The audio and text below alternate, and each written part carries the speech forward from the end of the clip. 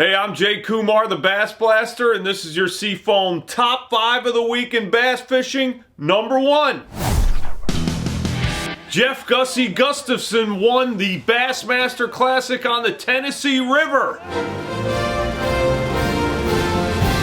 Alright, of course, we all know that. He was, in fact, the second guy not from the United States to have won a classic. The first was Takahiro Omori from Japan in 2004. But there were a couple of firsts that Gussy did have. One is, of course, that he's the first Canadian to win a classic. Great Canadian snow leopard! The second one is, I think it's the first classic one with all smallmouth bass, and for sure is the first classic one with just 2 fish on the last day. Insane!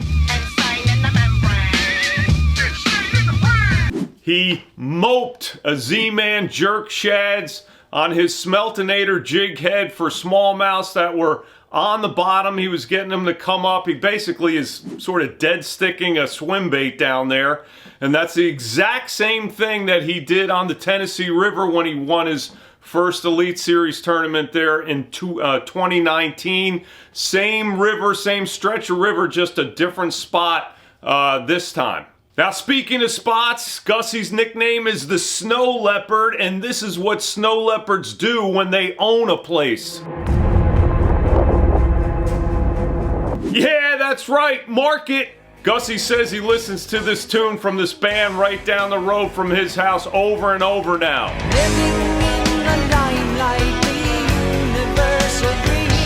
Number 2.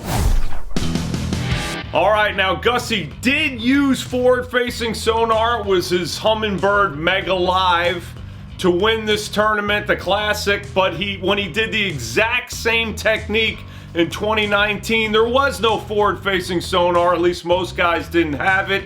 He was just using plain old 2D sonar. In other words, you don't need forward-facing sonar to catch bass deep and win tournaments doing it. You don't need it.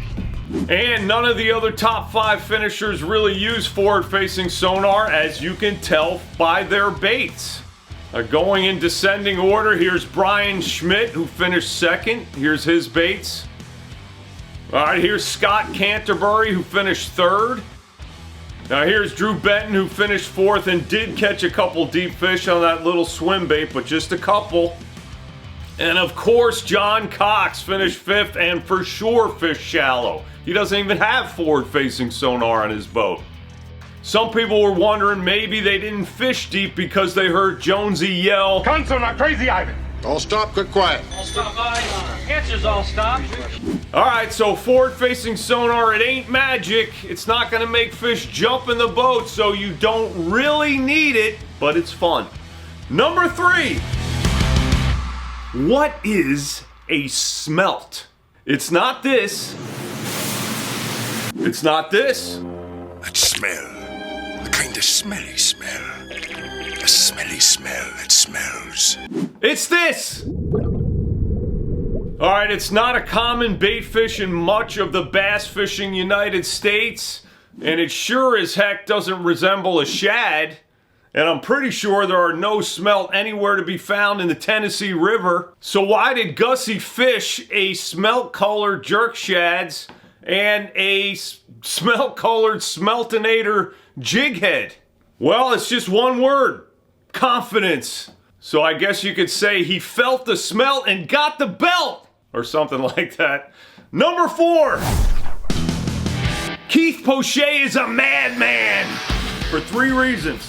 Alright, number 1, he's fishing both major tours, the Bassmaster Elite Series and the Major League Fishing Bass Pro Tour. Number 2, he won the Bass Pro Tour Douglas Cherokee Lakes in Tennessee tournament while he was supposed to be practicing for the Bassmaster Classic.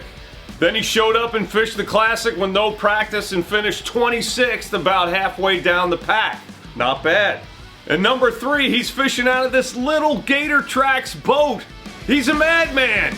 Oh my gosh, I just won stage 2. I can't believe this, man. Anyway, congrats to him for winning. He got his big tour win on the last day fishing a Berkeley hollow belly swim bait. We're about to talk about swim baits a little more. Keep your eye on Dakota E-Bear, who lost to Keith by just 1 pound, 1 ounce. Now, you'll remember that Dakota was the bridesmaid a couple times last year. This year, he started off winning a Toyota Series. Then he moved up the chain and won a Major League Fishing Invitational. And now he was 1 pound away from a Major League Fishing Bass Pro Tour win. And that's the next level up for him to win. He's coming.